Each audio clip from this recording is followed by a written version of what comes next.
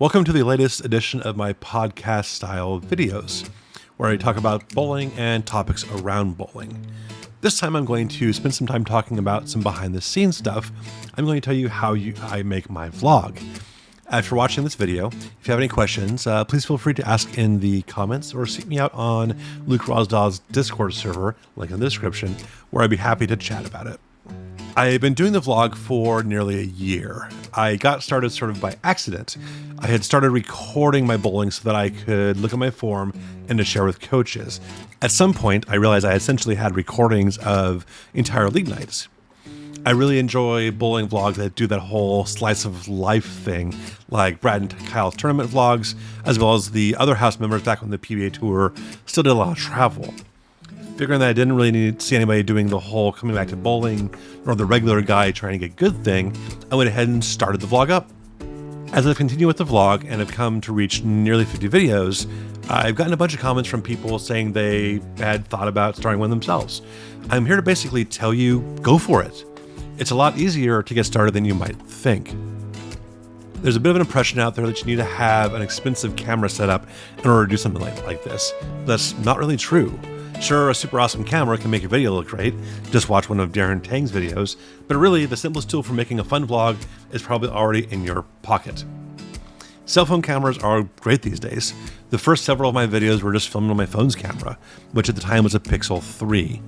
Since then, I've upgraded to a camcorder, but a lot of my intros are filmed on my current phone, a Pixel 6, or my wife Christy's phone, a Pixel 6 Pro. They both shoot 4K video and are great. You can do some great work with just a phone. The main limitations of using a phone are battery life and storage. You can't really just leave one running on its own for games and games of bowling. You can mitigate this though by turning it on to record just your shots. It's a bit more work to manage it, but it really does take care of your power needs pretty well. Beyond the phone that you likely already have, you can find a tripod for $20 on Amazon with a phone holder included, which is served very well to keep the phone steady while you're bowling. Once you have your footage, you'll need to edit videos together.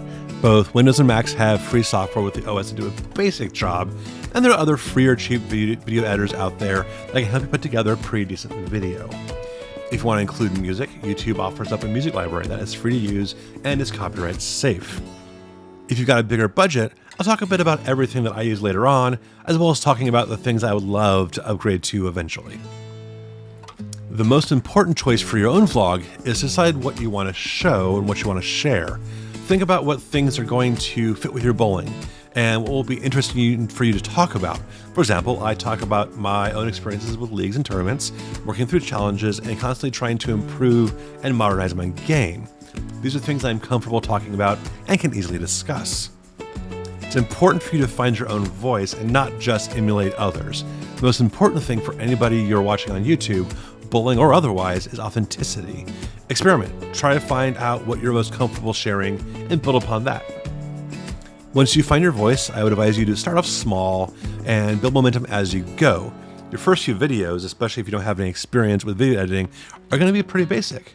It'll take you time to get comfortable with the software, with filming, and with talking.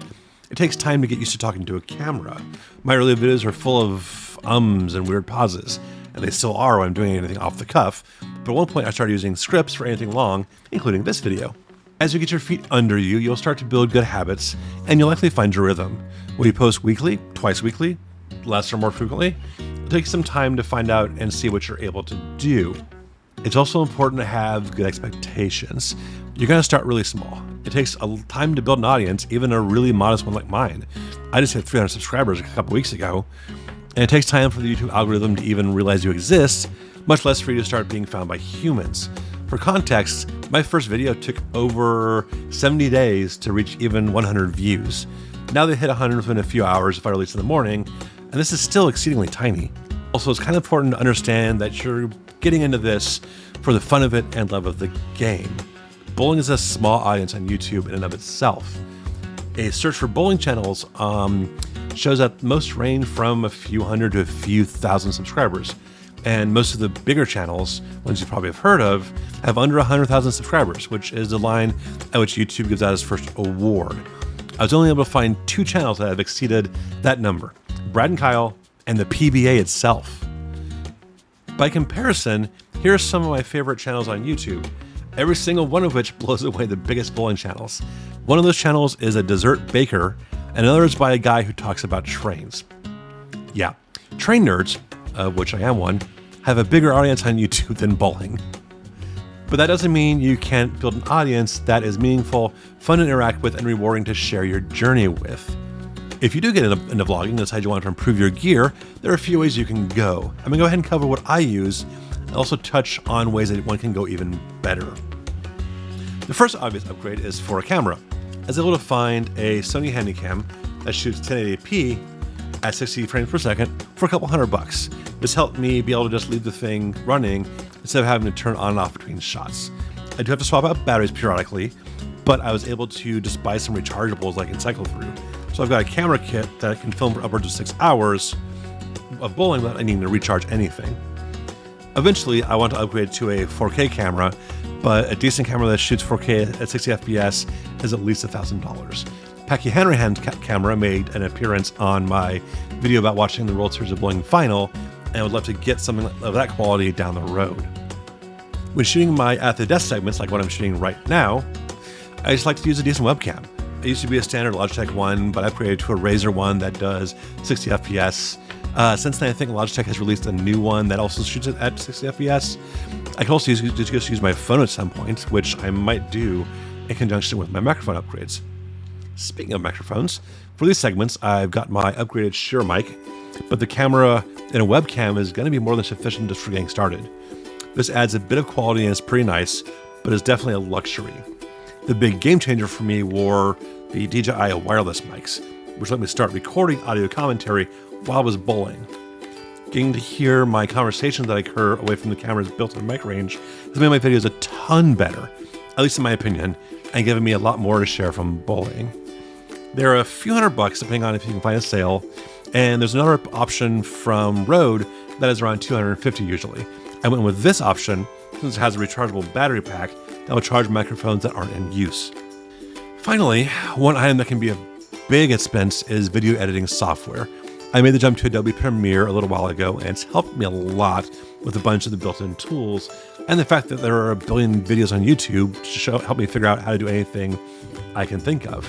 But you can find other options out there pretty affordably. Things like Vegas Pro exist, and there will periodically be some decent video editing software on Humble Bundle. I used to use Magix Video Pro X, which I was able to find cheaply through such a bundle. Overall, though, I want to stress that doing up a vlog of any kind, bowling or otherwise, is really easy to start. The hard part isn't making the videos, the hard part is building up a habit, tuning in posts when things get kind of boring, and remembering to be yourself. If you can keep putting out content, keep yourself comfortable, and try out new things, you can gain skills and develop new ideas as you go. So I hope that you'll decide to give it a go. If you do, let me know. Make a comment on this video, and if you do, I will be one of your very first subscribers. So thanks for watching. Once again, please feel free to leave questions here in the comments, and I'll do my best to answer them and help you out. Good luck and good vlogging.